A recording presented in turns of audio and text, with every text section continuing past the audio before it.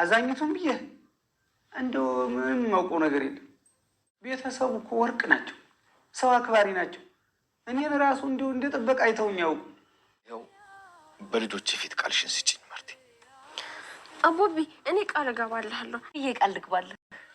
ከሞት ውጪ ምንም ነገር አይለየንም ብለሽ ቃል ግቢልኝ። አሁን ማየ ቃል ግቢለት። ደሪ ያው በቃ እኮ አረጀን። ከዚህ በኋላ ምን ይመጣል ብለን በቃ ማየ እሱ እኮ ከሞት ውጪ ምንም አይለየንም ብሏል። አንቺም ደግሞ ቃል ግቢለት። እየጠበቅኩሽ ነው ማርታ። ከዚህ በኋላ እንለያይ ብንልስ እንዴት ተደርጎ? ደግሞ ስለየትኛው እድሜያችን? ጊዜው እኮ አልቋል።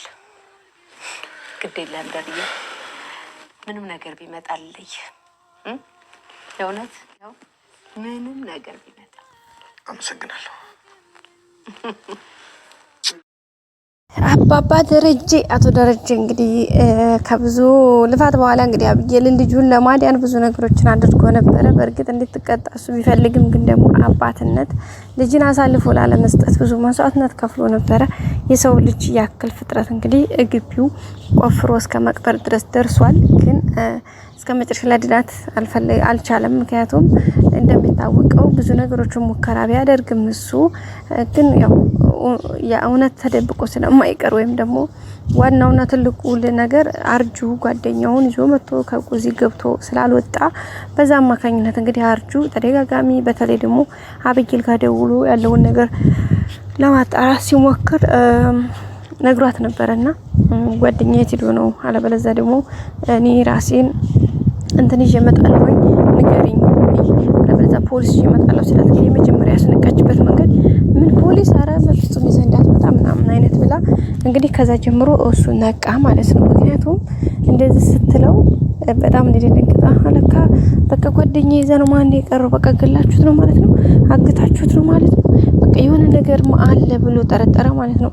ከዛ በኋላ ድጋሚ እንኳን ጠየቃት፣ ምጥንን ጠየቀ ምናምን። ምጥን ሲጠይቃት እንኳን ምጥን ብዙም ነገር አልተናገረችም እውነት ለመናገር። ውሃ ግን ተናገረች። ምክንያቱም የአዲሱ ልጅ እንደዚህ ሆኖ እኔ እዚህ ጋር መትቸው ከዛ ቢመታችሁ ምናምን ብላ እንግዲህ ሁሉንም ነገር ነገረችው። ከዛ በኋላ እንግዲህ የሆነ ነገር እንደተፈጠረ ወይም ደግሞ ጓደኛው እዚህ ቤት ገብቶ እንደመቱት ተረዳ ማለት ነው። ከዛ በኋላ አብጌል እንግዲህ ተደጋጋሚ ሲደውልላት ነበረ፣ ሲጠይቃት ነበረ። ስለዚህ ነገር ብዙ ጊዜ ሲያነሳባት በተለይ ስለ ፖሊስ ምናምን ሲያነሳባት ትቆጣለች። በቃ ተወደኛለህ አይደል በቃ ዝም በል ታወኝ ምናምን አይነት ጥያቄ ነው እያለች የምትገኘው። ግን ያው እንግዲህ ብዙ ነገሮችን ሞክሮ ነበረ፣ አልተሳካም። በመጨረሻ እንግዲህ የሆነው ነገር ምንድነው? በጣም ደስ በሚል ሁኔታ እንግዲህ አብጌልም ተላልፋ ተሰጥታለች። ዋናውና ትልቁ ነገር አቶ ደረጀና ወይዘሮ ማርታ እንግዲህ ከብዙ መከራ በኋላ ያው ብዙ ነገሮች አሳልፈው 25 አመታት የትዳር ህይወታቸውን የጉዟቸውን በደስ በሚል ሁኔታ ደስ በሚል በማይረሳ አይነት መልኩ ዛሬ አክብረዋል። ለዛም እንግዲህ በጣም ነው ደስተኛ የሆኑት።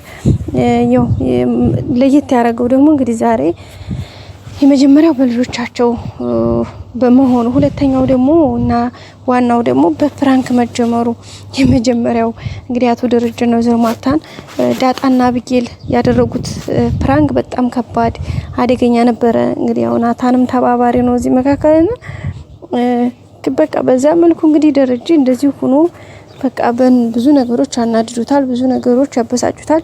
ይሄ ግን ጋይስ አስባችሁታል በጣም ከባድ ነው። ከዛ ደግሞ በጣም ዳጣ ሁለታችንም አንድ ቀን ነው ስማው የተረገዝን ማን ያረገዝ ነው የሚለው ነገር ደግሞ በጣም ሌላ እንትን ሆኖበታል። ምክንያቱም እንዴት ከዛ ሲቀጥል ደግሞ እንደውም ሁለቱንም አንድ ሰው ያስረገዘን እንደውም ወደ ናታን እየጠቆመች ነበርና ዝም በሉ ምናምን አልሆነ ከይስ በጣም ነው የሚያስባችሁታል። ሁለቱም አንድ ላይ ያረገዝን አንድ ቀን ደግሞ በተመሳሳይ ሰዓት ያችኛቱ ዘው ስትል ያችኛቱ አስባችሁታል ጋይስ? ወይኔ ጉዴና በጣም ነበር የሚያስቀው። ዘናም አርጎናል። ግን ደግሞ እውነት ቢሆን ብለን ስናስብ በጣም ከባድ ነው። እንግዲህ እስከ መጨረሻ ድረስ ብዙ ነገር ሞክረዋል፣ ብዙ ነገርን አድርገዋል። ያው እንግዲህ ደስ የሚል ፕሮግራም አድርገው እንግዲህ አቶ ደረጀና ወይዘሮ ማርታም በጣም ደስተኞቹ ነው። በጣም ተደስተዋል እውነት ለመናገር በጣም ነው ደስ ያላቸው። ምክንያቱም ቤተስ ልጆቻቸው በዚህ ልክ ማድረጋቸው በዛ ላይ ደግሞ ያሳለፏቸውን ጊዜያቶች በማስታወስ ያሳለፉትን ጊዜ ደስ የሚልም ይበቃል አይደለ? የሚያሳዝንም የሚያስደስተውም ያለ አይደለ? በህይወት ብዙ ነገሮች ናቸው የሚያልፉት። ደስታም ብቻ የለም ሀዘንም ብቻም የለም እና ሁሉም ነገር በጊዜውና በሰዓቱ ነው የሚሆነው። ሰው በዛ አማካኝነት እንግዲህ ብዙ ነገሮችን ሞክረዋል ማለት ነው። ብዙ ነገሮችን አሳልፈዋል። እንግዲህ በዛም ባለፉባቸው የህይወት መንገዶች እንግዲህ ናታንም ጥያቄ ጠይቁ ነበረ። እንደውም ናታን ነው ዛሬ ላይ ጥያቄ ጠይቀው የመጀመሪያው እንግዲህ የመጀመሪያ በቃ በዚህ ሁሉ ዘመናት የማትረሹ በጣም ከባድ ሀዘን ወይም ደግሞ በጣም ከባድ ችግር ገጥሞሽ ያለፍሽው ችግር ምንድነው? ሲቀጥልስ በምን እንዴት አለፍሽው የሚለው ነበር ለወይዘሮ ማርታ ጥያቄ። በዛ ጥያቄ እንግዲህ ወይዘሮ ማርታ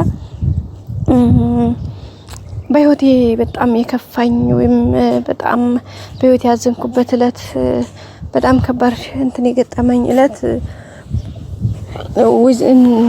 እኔና ደረጀ ምርመራ ስናደርግ ወይም ደግሞ ቼክአፕ አድርጌ ከሁለቱ ልጆች ውጪ ሌላ ልጅ መውለድ አትችይም ተብዬ ያ እለት የተነገረኝ እለታ በህይወቴ መቼም የማረሳው ሀዘን የገጠመኝ በጣም የከፋኝ የተከፋውበት እለት ያ ነው።